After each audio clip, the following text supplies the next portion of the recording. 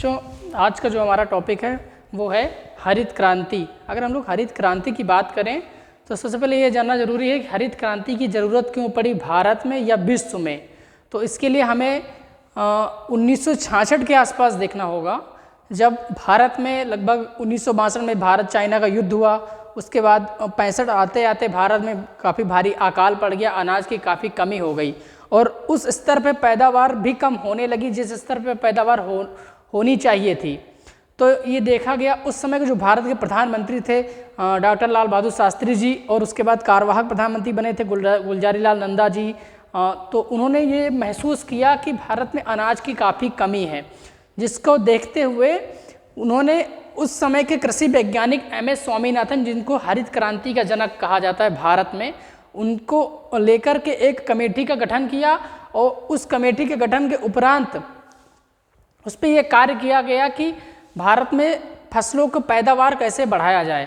उसके लिए सन 1966 में MS स्वामीनाथन के द्वारा, जो एक कृषि वैज्ञानिक थे और ये तमिलनाडु राज्य से बिलोंग करते हैं, इनको लेके एक कमेटी का गठन किया गया। इन्होंने हरित क्रांति की दिशा में महत्वपूर्ण कार्य किया। उसके उपरांत अच्छे उर्वरक, अच्छी बीजों का, इन्होंने अच्छे किस्म के बीजों का, हाइब्रिड बीजों का इन्होंने पैदावार के लिए अपनी लैब में वैज्ञानिकों के द्वारा इन्होंने महत्वपूर्ण योगदान दिया। जिसके उपरांत 1980 या 85 आते आते भारत में अच्छी किस्म के पैदावार और अनाज जैसे कि गेहूं, चावल और जौ, बाजरा, इन सब की पैदावार बढ़ गई। उसके बढ़ने के उपरांत हमें देखना चाहिए, और उसी के दौरान 1970 के आसपास नॉर्मन बोरलॉग ने भी इसी हरित क्रांति की दिशा में कार्य कर रहे थे, जो कि अमेरिका से बिलोंग करते हैं और मैक्सिको यूनिवर्सिटी में पढ़ाते थे।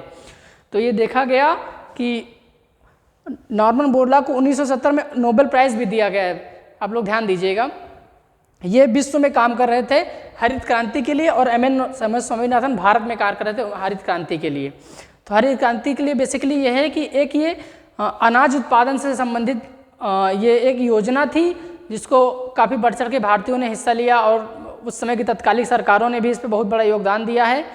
जिसके उपरांत भारत में जो पश्चिमी उत्तर प्रदेश है, पंजाब है, हरियाणा है, मध्य प्रदेश है, इन सब में गेहूं और चावल की अच्छी खासी पैदावार होने लगी। और इस समग्र जो ये पूरी योजना थी, इसको ही हम लोग हरित क्रांति के नाम से जानते हैं। और अगर इसके और विकास की बात करें तो ये जो MS स्वामीनाथन थे, इनको 2007 से लेकर 2013 तक कांग्रेस की सरकार ने राज्यसभा का सदस्य बना दिया था 6 साल के लिए, क्योंकि कांग्रेस का जो राज्यसभा का सदस्य होता है वो 6 साल के लिए होता है। तो ये पूरी जो स्कीम थी ये हरित क्रांति के नाम से जानी जाती है। धन्यवाद।